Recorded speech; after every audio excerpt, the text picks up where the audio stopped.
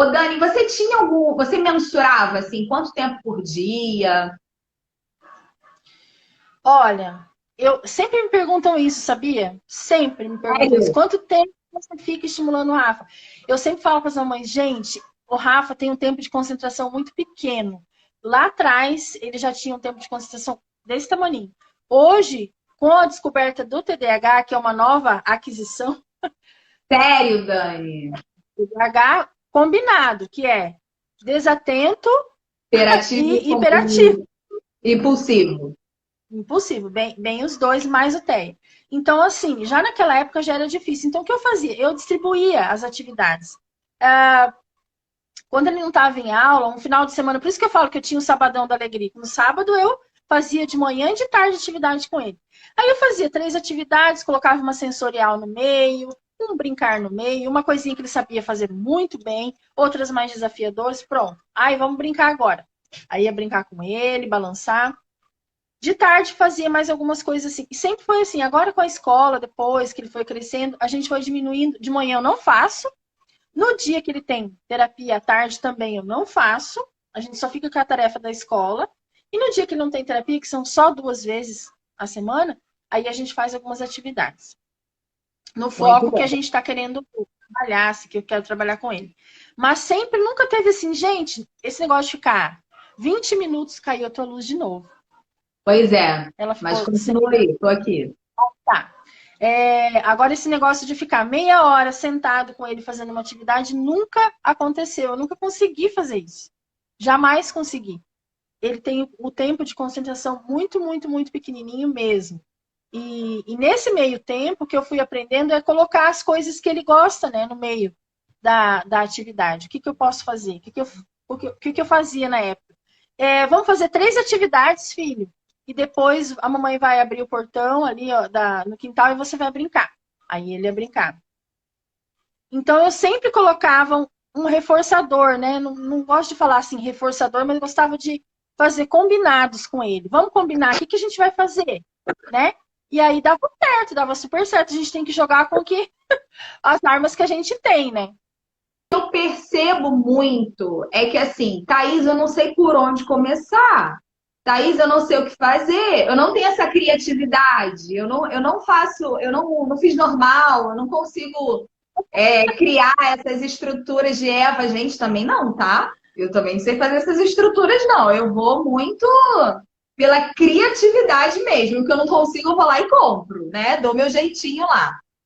Mas, assim, o que eu percebi, por isso que eu queria trazer essa questão do, olha, eu errei muito. Porque quando você começa, você de fato vai muito empiricamente, né? Vai meio na experiência, você não sabe qual o que fazer, mas você vai selecionando com o tempo aquilo que dá certo. Opa, isso aqui deu certo. Porque quando a gente estuda os manuais que são replicados e utilizados no mundo inteiro, inicialmente eles foram usados assim de forma muito empírica, né? Aquilo, depois foi feita toda uma sistematização. Mas inicialmente foi feito para apareceu isso aqui, o que que eu faço? Apareceu aquilo ali, o que que eu faço? Vocês acham o quê? Que os manuais hoje que a gente utiliza para intervenção, para avaliação, eles surgiram, gente, das famílias, eles surgiram dos pais, eles surgiram de uma situação ali da necessidade, da urgência. Então, assim, Dani, qual dica que você dá para as famílias que estão passando por essa situação em que os seus filhos estão com atrasos no desenvolvimento, mas que existe, né? Ah, preciso de 40 horas de terapia, preciso de 30 horas de terapia, preciso de 20 horas. Existe uma real necessidade disso, mas às vezes financeiramente não é possível, né? Então as famílias querem fazer alguma coisa de algum jeito. Como é que você dá essa dica aí para começar? Então, eu sempre falo que a primeira coisa que a família tem que fazer é não tampar o sol com a peneira, sabe?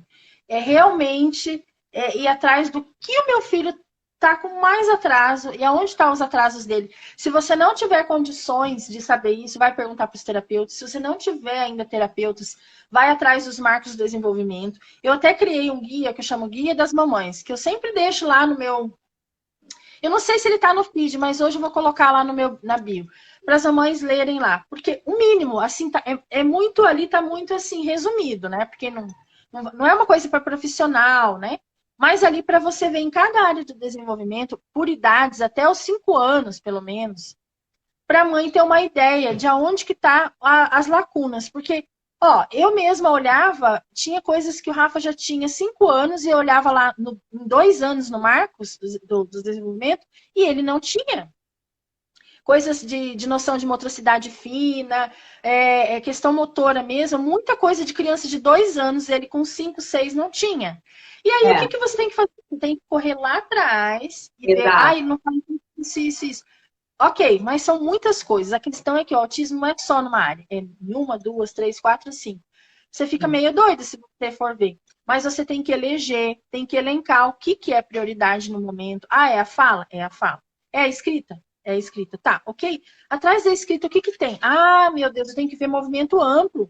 Não adianta eu querer que ele pegue no lápis se ele ainda não rasga o papel, se ele não passa debaixo de uma cadeira. Então, o que, que a gente pode fazer?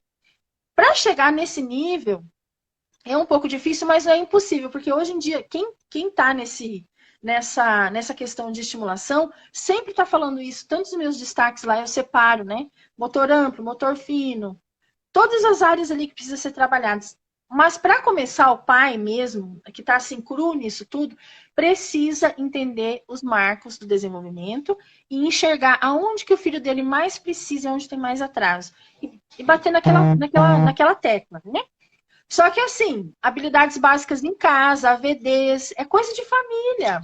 É coisa que a gente pode estar ajudando a criança ali em casa, né? As atividades da vida diária, tão importantes. Então, às vezes, a família está lá pensando lá na fala, no topo, né? A alfabetização lá no topo, e a base ali tá descoberta. É É muito por aí legal você falar. É maravilhoso você estar falando isso, porque assim, Thaís, assim, né, eu me considero nessa questão do autismo uma profissional da intervenção precoce. Então, assim, eu trabalho com todas as idades, mas eu sou apaixonada por essa idade aí de 2 a 5 anos, né? Que é mais ou menos o período que eu pego.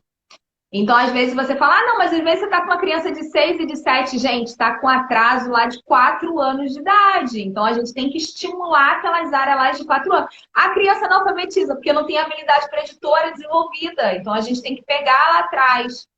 Uma coisa muito legal que você falou também, esse negócio das AVDs, né? Só para a gente explicar aqui. Atividade de vida diária, gente. Escovar dente, guardar material, amarrar um cadarço, enfim, coisas assim do dia a dia, sabe? Funcionais, se alimentar com garfo e faca ou com a colher, pegar um copo e saber fazer a transposição de líquido, colocar as coisas com colher, isso tudo é AVD. Eu achei fantástico com uma mãe, né? Eu gosto muito de empoderar as mães que trabalham, que são minhas clientes. E eu mando livro, mando artigo, falo o que tem que fazer, não tem isso não. Extrapola a hora lá da sala, né? A hora do consultório. Aí o que eu falo com ela que elas veem assim, Thaís, meu filho ainda não sabe amarrar cadarço.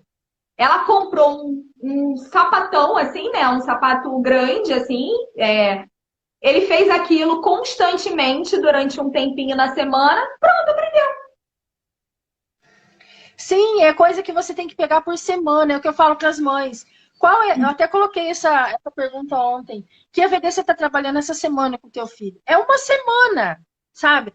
É uma semana, é com ajuda total, depois vai diminuindo a ajuda, é com pista visual, né? O passo a passo, o autista gosta muito do passo a passo, funciona muito bem. E Sim. AVDs, né? Sempre estou distribuindo para as mamães esses materiais de passo a passo. Porque tudo isso ajuda. E aí você está. Olha, no escovar, quantas habilidades você está trabalhando? Muitas. Você tá tudo ali. Aí você fica só pensando em outras questões e na VDs é o mínimo. Aí a Aí criança, e ela participa da casa, ela fica mais autônoma. Isso é maravilhoso. eu acho fantástico, assim, né? Que tem banheiro, tem tudo lá, né? Eu vou entrar. Eu falei, não, ele vai entrar sozinho. Se ele não souber, ele vai pedir ajuda. Porque, gente, em abrir uma torneira, né? Em pegar uma escova, isso tudo você tá pensando o quê? Tá trabalhando preensão palmar para pegar um lápis para escrever. Então, E a gente dá tudo na mão deles. Não pode. Tem que fazer com eles, aí depois você vai saindo de cena e deixa eles. E, claro, você não vai fazer isso no dia que você está atrasada. Ai, tá é, atrasada. Pega férias agora, julho, ó. Pega uma VD duas aí, bota para quebrar.